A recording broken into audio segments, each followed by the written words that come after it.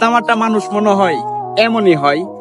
2 দিন আগে গিয়েছিলাম নকলা, হঠাৎ থটস অফ বিল্লাল ভাইয়ের সাথে হয়ে গেল দেখা।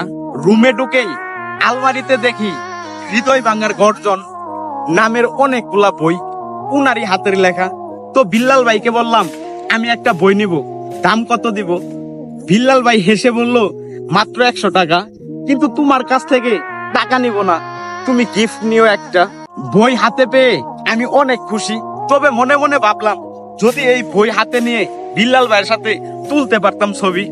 আর কিভাবে ওনাকে বলি, কারণ ওনার গায়ে ছিল লাল চেকের শার্ট আর পরনে ছিল লুঙ্গি।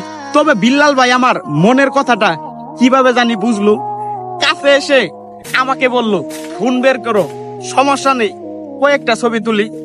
ভাবতে পারেন এত বড় একজন সেলিব্রিটি মানুষ হয়েও তার মনে নাই বিন্দু মাত্র অহংকার। এমন মানুষ আর কজনই পাবেন। এই কারণেই বুঝি অনেক ছেলে মেয়ে উনাকে দেখে অনুপ্রেরণা পায়। উনি আর কেউ নয়, আমাদের শেরপুর জেলার গর্ব থটস অফ বিল্লাল ভাই। এই ভিডিওটা যদি বিল্লাল ভাইয়ের চোখে পড়ে তাহলে একটা কমেন্ট করে যাবেন, এটাই আপনার কাছে আবদার ভাই।